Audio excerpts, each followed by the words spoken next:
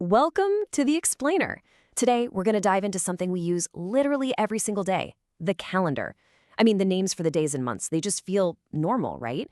But believe it or not, their origins are this incredible mix of ancient gods, planets, and some really wild, forgotten traditions. I mean, seriously, have you ever stopped to think about it?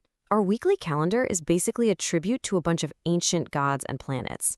So every time you schedule a meeting or plan your weekend, you're actually giving a little shout out to Roman and Norse mythology without even realizing it. It's kind of wild. All right, let's get into it. Gods of the week, the stories behind the days. So to really get to the bottom of this, we gotta hop in a time machine. Our trip takes us back to the Roman Empire and, the lands of the Germanic and Norse tribes. These folks looked up at the sky and to their most powerful gods to make sense of their week.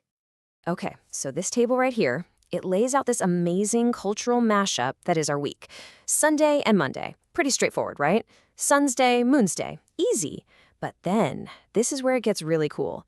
The Romans dedicated Tuesday to their god of war, Mars, but the Norse and Germanic people were like, nah, we have our own god of war, Tiwu, so they swapped him in.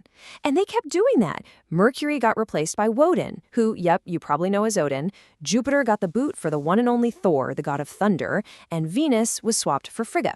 But here's the funny part. After all that, Saturday just snaps right back to the Romans, named for Saturn. It's such a mix. And you know what? This whole story of swapping and changing names isn't just for the days of the week. Oh no, the months have their own super dramatic history too. Before the Roman calendar was like the big thing, Old English speakers had these, well, much more descriptive names. For example, November was called Blot Moneth, which literally means blood month. Sounds intense, right? It was the time they had to sacrifice livestock they couldn't feed through the winter. And April, that was Easter Moneth, a month named for a goddess of the dawn. Next up, the 12-month system, organizing the year. So how in the world did we get from something like Blood Month to the system we've got today? Let's take a look at the calendar that basically runs our lives now, from holidays all the way to project deadlines. And here we have them, the 12 months we all know. This whole system is a direct descendant of the Roman calendar, and you can see how the days jump around, 30 days, 31 days. That's the rhythm we're always trying to remember. What's really interesting, though, is where the names come from. Some are from gods, like January, which is named for Janus, the god of beginnings and doorways. But then you get to September, October, November, December, and they're literally just the Latin words for 7, 8, 9, and 10. It's a leftover from way back when the Roman calendar actually started in March.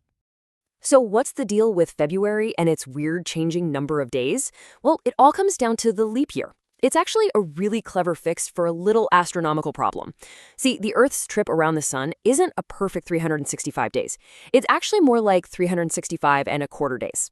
So to keep our calendar in sync with the seasons, we add one extra day every 4 years. If we didn't do that, our seasons would slowly but surely drift. Imagine celebrating the 4th of July in the snow. That's what we're avoiding here. Okay, section 3, let's talk about your handheld calendar, the Knuckle trick. So we all know you can just pull out your phone to see how many days are in a month, but what if I told you there's a super simple, ancient trick you can use with your own 2 hands? No batteries required. All right, let's actually do this together. Go ahead and make a fist. This little trick basically turns your hand into a physical map of the entire year. It's so simple.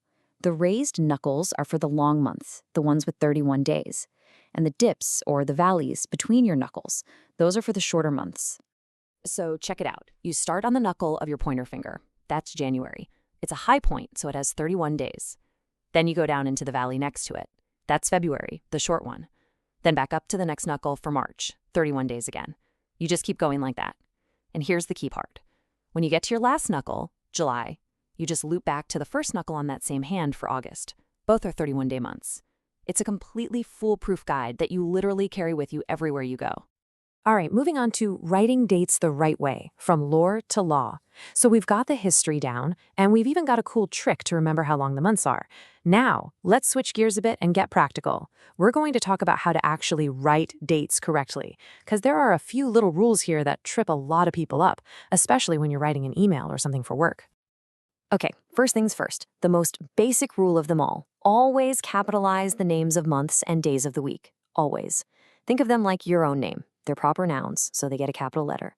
But, and this is important, seasons like spring, summer, fall, winter, those stay lowercase, unless, they're the first word in a sentence.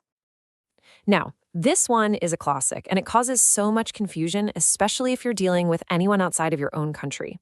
In the US, the standard is month, day, year. But in the UK, and frankly, most of the rest of the world, it's day, month, year. So a date like 4/1/2025 could mean April 1st to an American, but January 4th to someone from London. It's a tiny detail, but man, it really shows why you've got to know who you're writing for. And the differences don't stop there. Let's talk about commas. In American English, if you're writing the date out like July 4th, 1777, you absolutely need that comma between the day and the year. But in the British style, for July 1777, there's no comma. It's just not needed because the month is already breaking up the two numbers. All right, let's talk about a couple of spelling traps that get, well, pretty much everyone. First up, February. That first R is so easy to forget because, let's be honest, almost nobody actually says it out loud. And then there's Wednesday. We all say Wednesday, right? The crazy spelling is actually a historical leftover from Woden's Day. Remember Odin? That's him again messing with our spelling centuries later. Here's another super common grammar trap, apostrophes in decades. When you're talking about the 1980s, that S at the end just makes it plural. That's it. It's not possessive, so you do not need an apostrophe. The only time, and I mean the only time, you use an apostrophe is when you shorten it, like the 80s. The apostrophe there is just showing that the 19 is missing. So what about hyphenating centuries? The rule here is actually pretty simple. You only use a hyphen when the century is being used as an adjective, when it's describing something else. For instance, you'd write about 19th century architecture. See, it's describing the architecture. But if you're just talking about the time period itself, like he was a famous artist in the 19th century, then you don't need a hyphen at all. All right, our final section. Speaking of the date, a living language. Okay, so we've gone from ancient gods all the way to modern grammar rules. We've seen how our calendar is built on all these amazing layers of history. But language isn't a museum piece, right? It's alive. So let's look at how the way we actually talk about dates is changing as we speak. You know, language is always on the move, and there's this really subtle shift happening with how we say dates out loud. This quote here makes a fantastic point. The way we see dates written down now, just May 1, is probably influencing how we say them. What we read is starting to change what we speak. And I'm sure you've heard this yourself, maybe on the news or a podcast. For forever, we've used what are called ordinal numbers for dates, so July 1st, May 2nd, June 3rd. But lately, there's a big trend, especially in American English, toward using cardinal numbers. That's just your basic counting numbers. So you'll hear July 1 or May 2. It seems like a tiny change, but it's a perfect example of language evolving right in front of our eyes, or I guess our ears. And that really leaves us with a fascinating question, doesn't it? The calendar itself feels so permanent, so set in stone. It's this legacy of ancient empires and beliefs. And yet, the way we talk about it, the language we use every day, is constantly changing. It really makes you wonder, what will dates sound like in the future? What other little changes are happening in our language right now, quietly building the way we'll all be speaking tomorrow?